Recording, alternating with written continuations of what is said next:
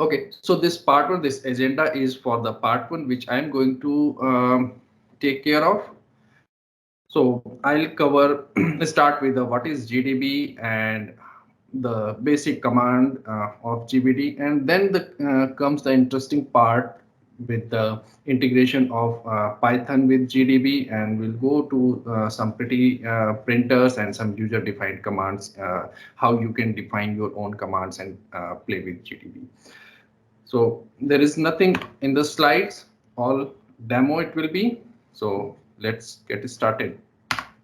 So before I'll start, I just want to know from everyone that how many of you have used Python with GDB? Means you know that Python API, there is something Python API for GDB. How many of guys you know? Okay, okay. So seems it's a very new thing for most of us. So let's get started.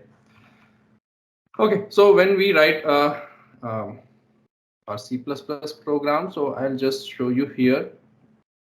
It's a simple main function, and I have one function with me in this, which I'm going to call in this main function. So this will be this is a very simple one, and GDB is something which you use to debug your programs, and to make that happen, whenever you compile, you will have to give this -g flag to your compiler, so it will generate some extra debug information.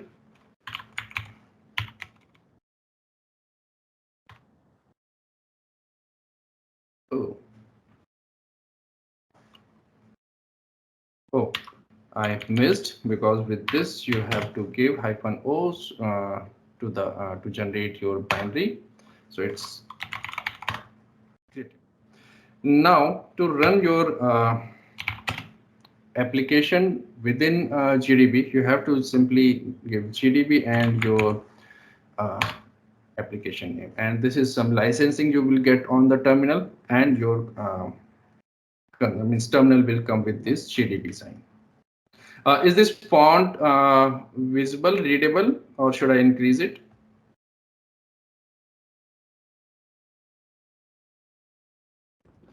It's readable fine. Okay. Okay. So now there are a couple of commands to start. You can give a run command. So run will execute your whole application and it will complete it. And there is another, which is start. So when you give a start, it puts one breakpoint, temporary breakpoint at the very first line of your application, and it will stop. It will pause your execution there.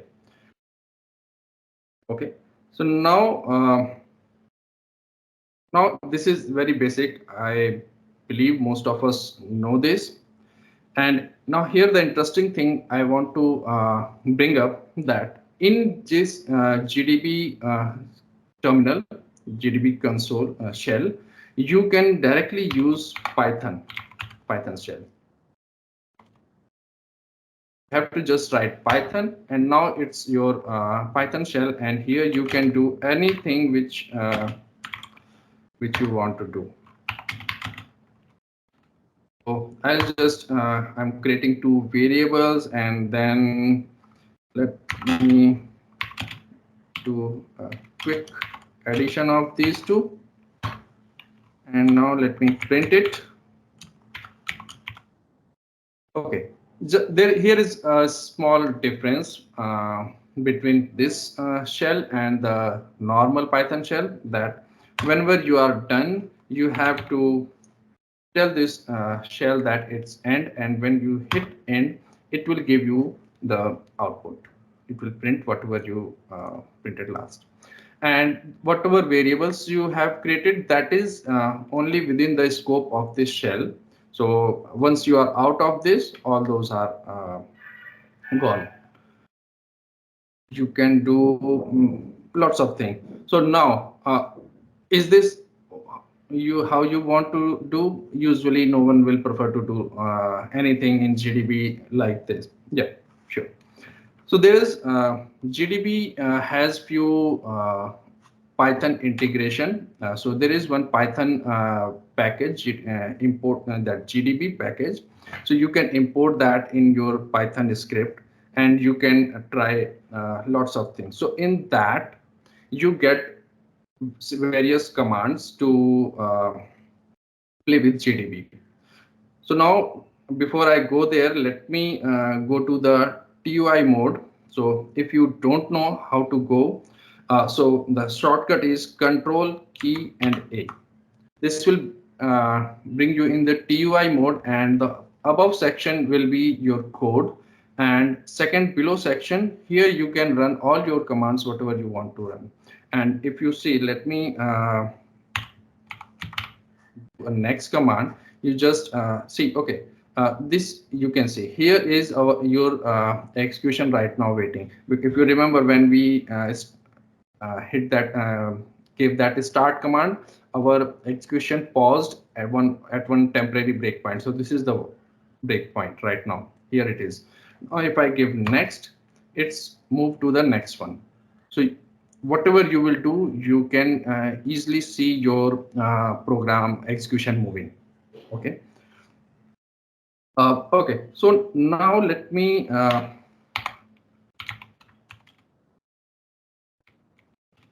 what I will do now is, so when you are running this debugging your program and you want to set some breakpoint, let's say I want to set one breakpoint at line number 13.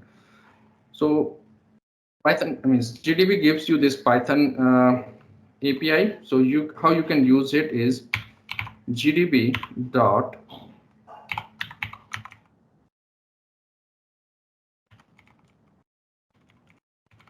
breakpoint, and here you can give your line number.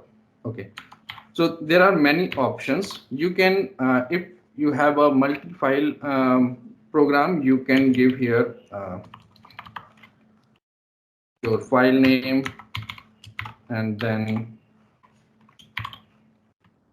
your line number. And if you run this, you can see here I got a breakpoint at line number 13. Okay. So you can set that. So this will create one breakpoint object and it will set there. Now, there is another command in Python, GDB dot execute, and here you can give any command you want to execute using this. So let's say I want to continue now. So this is a regular continue command. Now, if I hit this, it will come to, it will execute till this breakpoint. So continue, what continue do is it execute till the next breakpoint. So this is what happened here. Now see, I can do again. So now let me step in.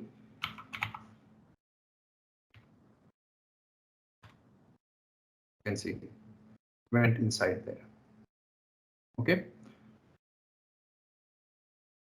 Now let me do next.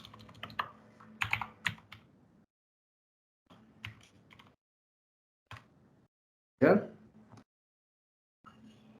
Sometimes because of this in this TI mode, usually you see that there is something need to be printed, but you are not getting completely, and it's something not correct going on. So you can hit Control L and it will clear all those things, and you will be again here. Now let me try one more, and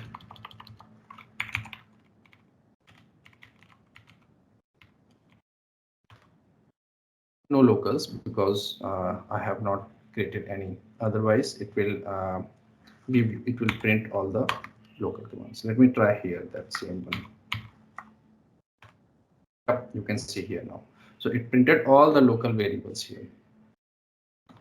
Okay, so this is the Python is providing you this facility, but is this how you would like to use it? I think no one will prefer this because same commands you can run directly there. So what's the point here? Okay, so now let me finish this.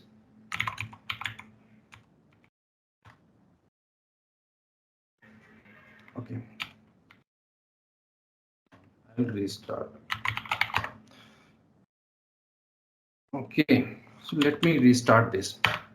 Okay, I'll show you something which will uh, interest you, and I hope you will like that.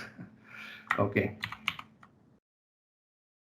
Okay, now I have one script written in Python using these GDB things, and you can see. First, I'll show you what that script will do, and then I'll show you how it is happening. So for that, I will source my script here.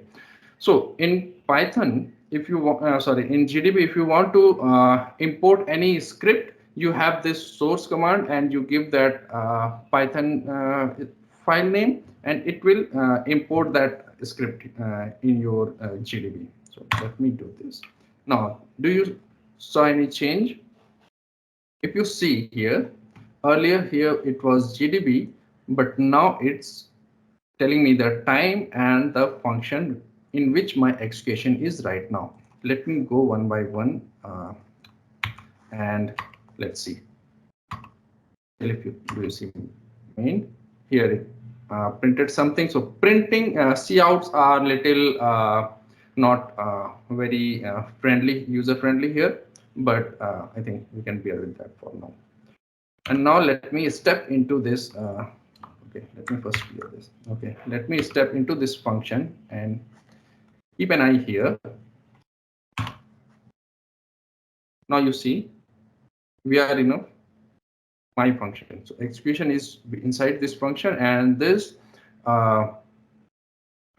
here it is also showing where your execution is going on. So this is if means with this kind of script you can know where your execution is right now. Okay, so now let me quickly show you how this script look like. It's very simple right now. Okay, so this is the Python script which I loaded in GDB, and GDB provides you the option to get the frame in which right now you are. So when okay, so what this in this frame we took this name and we use that for our terminal to display. Okay, so this frame is where you are, means whatever function you are in, it will give you that. And there are many options here, name and other stuff also. Let me, there are many other options, you can try that. This is the one thing you can do using your Python script. You can make your debugging little more friendly, user friendly. Okay,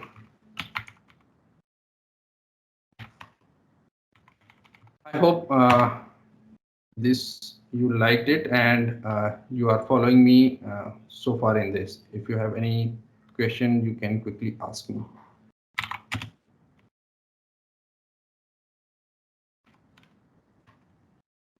Dheeraj, I have a question. Is it possible to have the line number in the prompt? Yes, so you can play with this script in this script, and I have not tried that for this demo, but I think it is possible. You can add that line number as well. I didn't see that in the expansion list, but yeah, maybe Okay, somehow it is I possible. have not tried that, but I hope there should be option. Okay, cool. Thank you. Any other question? You can talk. Okay. Now I have this quick simple function. I have one class, I have one enum, and I'm creating some objects of this fruit class. That's all I'm doing in this function. So let me uh, build this.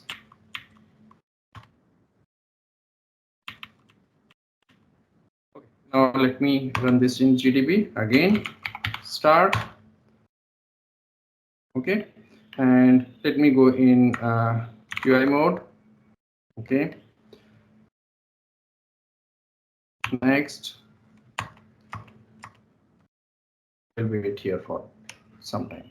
Okay, now you see you have this fruit object of this fruit class, and if you want to see what this contains or values, so how we'll do is print and your variable name,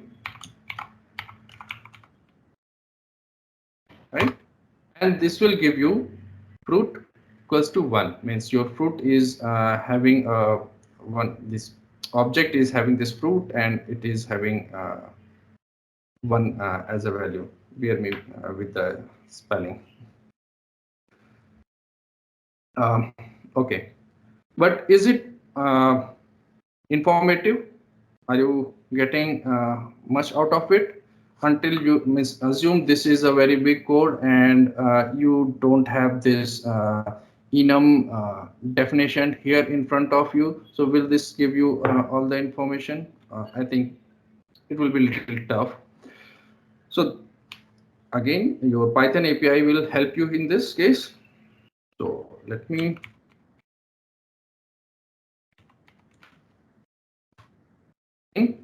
now let me again do my fruit. Now you are getting exactly what this object is. So you have fruit equals to 1, 1 is apple, and now when I imported this script, I'm getting what this fruit is. I can also do fruit 1.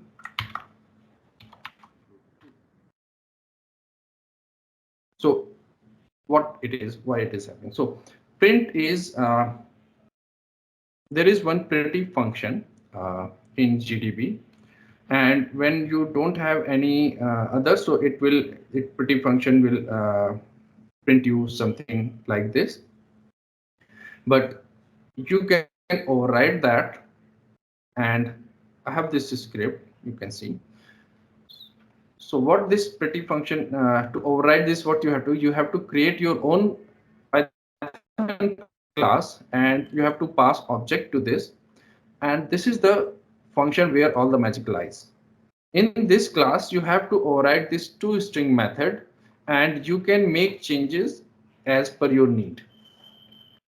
And once you have this class here, you will have to register with this printing object in the GDB. So once you registered it, now GDB will every time, whenever you run the print, it will execute and it will run this, it will invoke this toString function here. Now it's on you how you want to print and what all things you want to do in that. It's everything is with you now. But this is useful when you have lots of stuff in your object, and your class is very complex. It's not this much simple. So this will help you in giving you more information you can add there. It's and for me, this having this string is better than this information. This equals to 1. Okay, so so this was a very quick demo. So if you have any question for this, you can ask me. So I have one question, Dheeraj. Can you hear me? Yes, yes. Go ahead. So usually this Python script which you have written for debugging and all, instead of like just printing a GDB particular web object and C, in production or any organization, does they create scripts like this GDB scripts in general, or is it the just one how to enhance to CR in such case? I just wanted to know in any production codes or any organization, do they follow anything as such like mandated to have all this as part of our debugging infrastructure or all this? Uh, Maybe Ankur also can comment. Maybe his experience. I think usually GDB is people use when you are in some issue and you are developing your code. So there definitely you can have your script. And if you want to attach your GDB in your production, so there is one means obviously this script you will have to write by your own uh, as per your need, as per your application and code. So that it will not come out of the box. But there is option of auto loading. You can configure that, and all your script will be automatically loaded whenever you will start your GDB. So that auto loading I'm not going to cover in this, but there is an option to load all your script on a startup. And in organizations, I I don't know right now whether means in my organizations, but wherever I work, we have not used this. But this is useful at least for developers when we are doing anything. And guidelines and everything, developers are the one they can make development guidelines. So just to add Yes. what Dheeraj is saying, Please. um, uh, yeah, just to add on that, yes, it depends on team to team, but at least I have seen in the work environment where I work, the developers when they are writing a big system and having a lot of structures, they write these GDB scripts to do a lot of automation on the debugging side. Petty printers are like available for almost all these structures which are getting used, and it is like custom that okay, when you are adding a new structure, then make sure you add a petty printers for that one, because adding petty printer is not like a big deal if you are adding a structure, right? And you already have set up files already available, so adding a one single function or single class in that Python file doesn't take much time. So but then it helps a lot in the debugging if you start using it correctly. I would just like to add that this is a tool, and whether you have seen it before or not, this might help you in many situations. For example, if you print a vector, if you just had a std vector here, and if you had to print it and it is not controlled by you, it is a print which the structure inside is decided by the standard library. And so if you have to read inside it, you would have to know how to, you spend some time navigating and understanding what is being printed. There are multiple levels inside vector also. So I think in that case, this can just give you the quick, brisk output that you are looking for. Um, and sky's the limit. Once you have the facility, you can make good use of it. Maybe you want to only look at couple of things or some parts and not some other parts of the object. That's just great with this kind of a thing. And Now, just to add one more thing. Now, most of these standard library containers, whether it is vector, whether it is a map, they are like GDB by default provides a petty printer for that one. So if you nowadays with the latest version of GDB, you try to print the vector, it prints like nicely. This vector has a capacity of this with size this, and these are in the braces element. Very nicely written. Cool. Yes. I didn't know this. Yes. Wow, nice. Yeah, this is I hope. very informative. Yeah. Yeah, uh, it answered. But the thing is, I wanted why I got this question was basically so in GDB itself, apart from using this Python built-in Python, so we can see most of the stuff. So I wanted to know where is the core like extra thing that Python is adding in okay, general. Like. Yeah. So hold on for a couple of Which con demos. There is one demo. other than the pretty, yeah, There is one sure. demo, and that might be give you the sense where this can be very useful. So you will have to wait for some few minutes for that. Sure. Thank you. Okay. So can I proceed further? Yes, thank you. Yeah.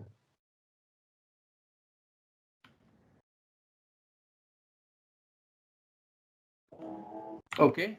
So let's move to the demo. Here I have a very simple program, and which is just doing creating two variables, and I have two breakpoints. I mean, two coutts here. Okay. This.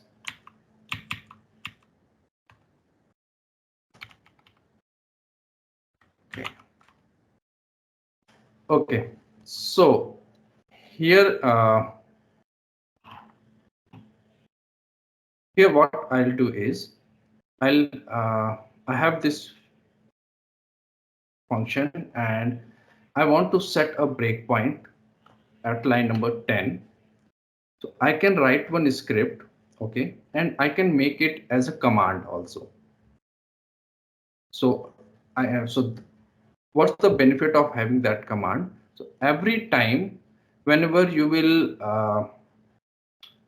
you want to, let's say there are a set of things you want to do, let's say reach to some location, some execution point, and you want to do two three things at the same time. So you can club those in one, and you can define your custom command there. Okay. So let me try this. So I reached to this point. Now let me import my command. So now what I did is I imported my command. How I can confirm that? This is the command you can give, help user commands. And if you see here, this is my command which I have just now. I have loaded that in my GDB terminal. Okay. Now what I'll do is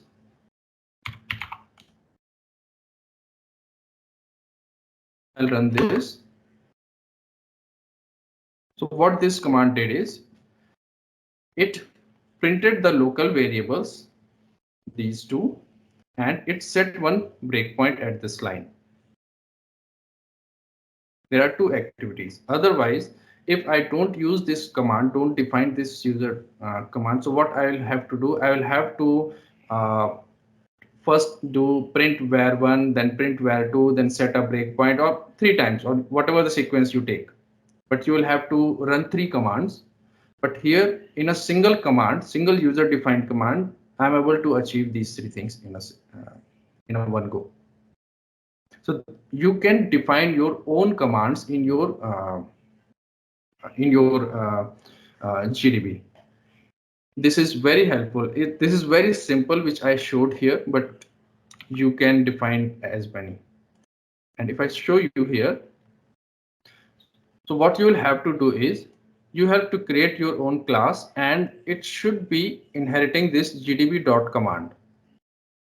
And this is a fix. Here you give your command name, whatever name you want to give to your command, you can give it here. It's a user command, so gdb.user is the parameter, and this is the function. This is the invoke, which whenever you run this command, this invoke will get invoked automatically.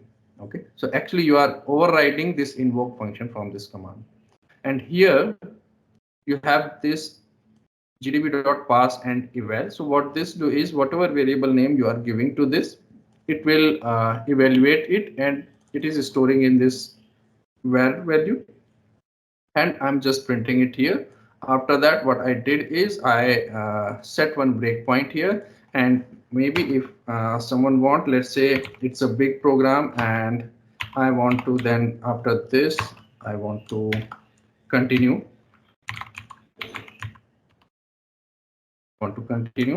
so I can change this, I can save this.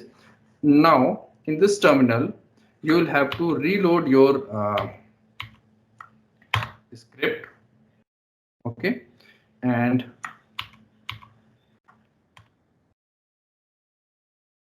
it restarted, completed, and it came back.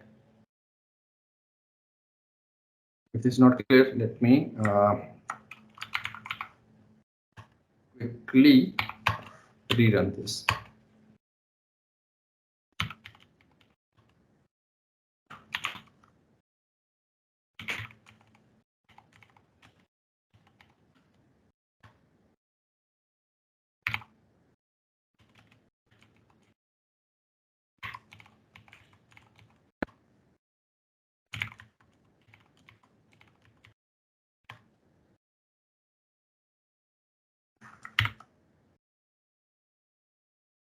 It came forward.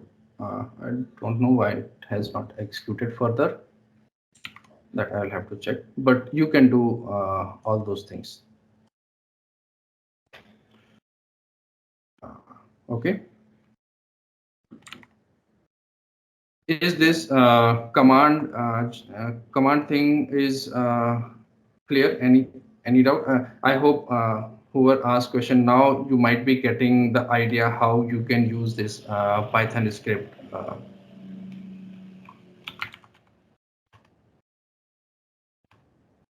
Is there any question for in this?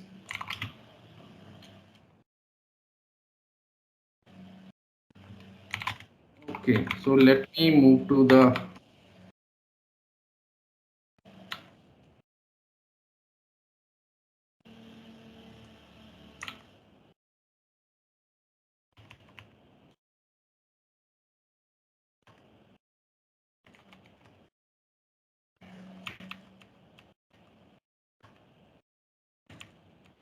so in this, what I'll be doing.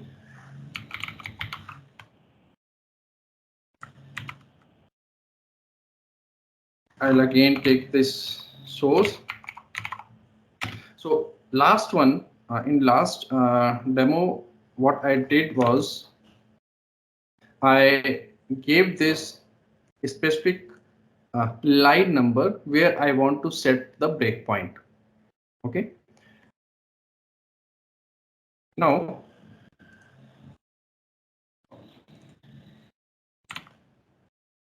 what I'll do here is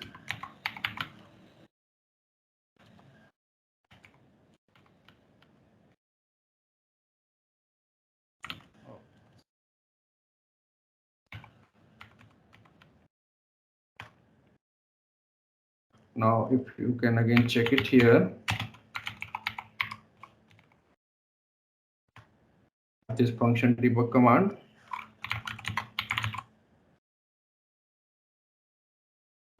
Okay. Now this command will take input. So I can now from here, from my terminal, I can tell, okay, you go to this function and set a breakpoint.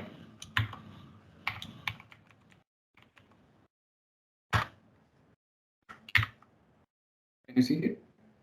It's came here and it set a breakpoint here. So what it did is I passed one function name and it set the breakpoint. So here I think it's I should have added a couple of more functions here to show that flow with the multiple commands, but right now I have only one in this.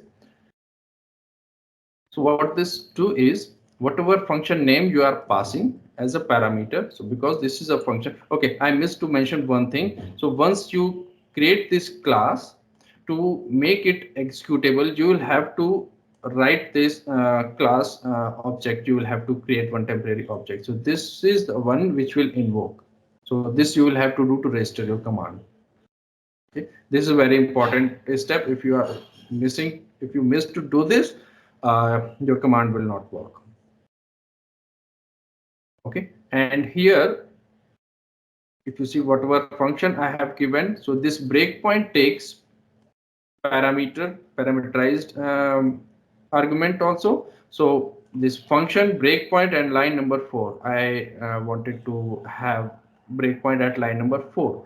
So it set the breakpoint there. So you can create your command in such a way that it sets the breakpoint to a specific function, to a specific line, whatever you want to do. Okay. Is there any question for demo 3 and demo 4 so far? These one. Yeah, for this demo, what is the difference between setting a breakpoint at particular line, and to a particular function? So basically, you are specifying both here. Like you can also give a number, and indirectly, if it is that line number falls under a function, then it will consider that breakpoint at that function as well, right? Right. So it's actually, if you are okay, you can have this also. Okay, so that line number why I gave in this one is to set inside inside that function at particular line. But if you don't know, let's say you don't know that. So now if I, okay, let me rerun this.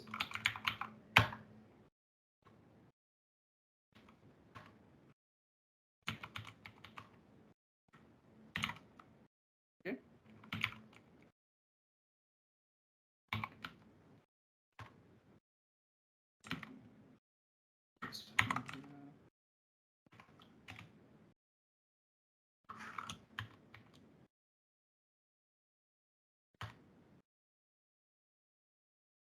Okay, so what I did here is I just gave the file function name and there is no line number here. So the difference between these two demo is demo 3. If I show you this script here, I was giving the specific line number of the file. Okay, so these are options provided in breakpoint. You can use any one, whatever is useful for you. Okay, you can give a specific line number if you can give that, and if let's say you want to give the function name, because sometimes when we are running we don't know what is the line number. It's a big code, but we remember the file name. You can simply do this. It will hit the breakpoint there. Is it clear now, the difference? There are many other options also in this breakpoint API. Can you confirm that? Is it clear? Yeah. Thank you, Dheeraj. Thank you. Okay, so now I have a little more interesting one, and this will be the last demo for this part.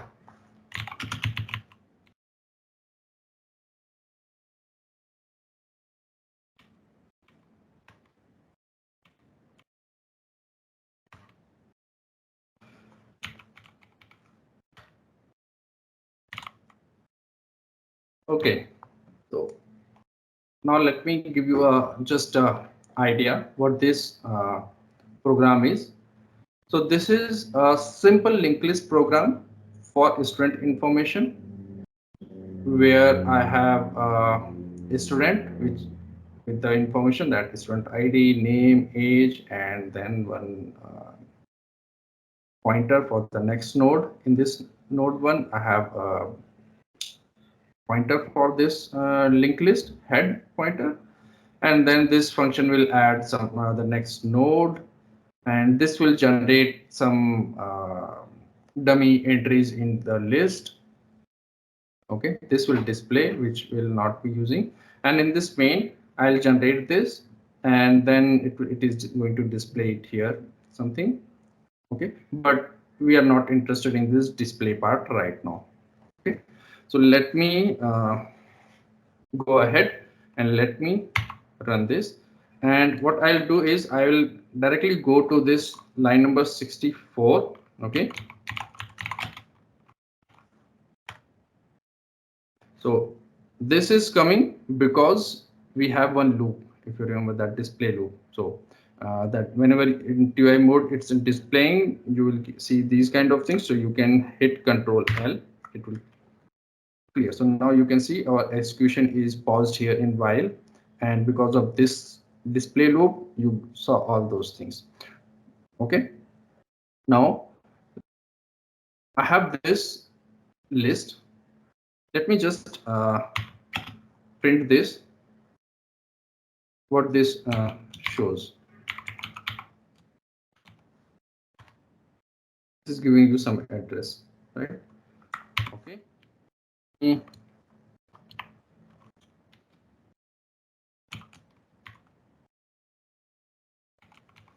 what this address contains.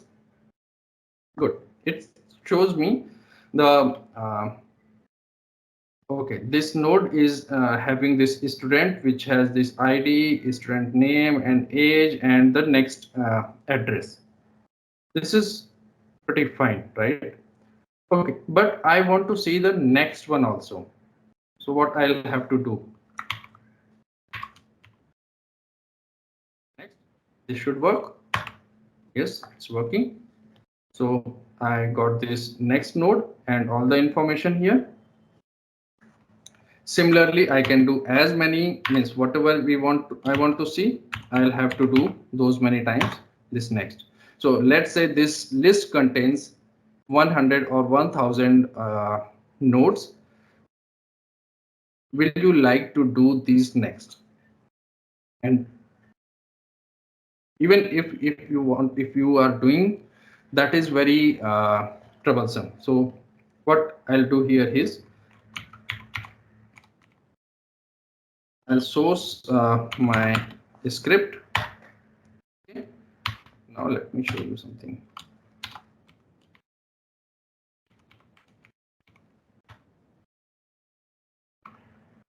Oh, sorry, it's a user defined one, so I'll have to check. First, let me check that.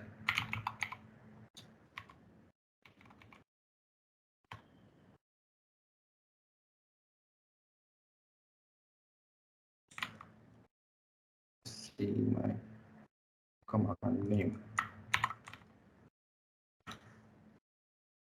Okay, so this is the command which I had imported in from my script, and I'll give it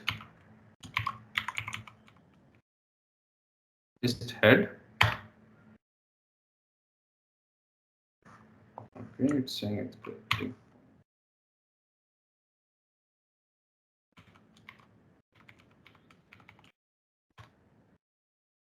Now you can see. So this was expecting pointer, and I was giving that reference one. So now you can see I have all these student information, whatever nodes I have in a single shot. I got that, and I can verify what is there. I hope this will definitely convince you that using Python script will be useful. It may be useful at least. Okay, let me show you this script. It's a simple one. Same way, I have defined one command, this invoke function. I got my pointer here, means that head node here. And what I did is here I'm just iterating on that, and I'm printing all the value one by one. It's a simple one, but this will definitely help you when you are debugging a big program, big project.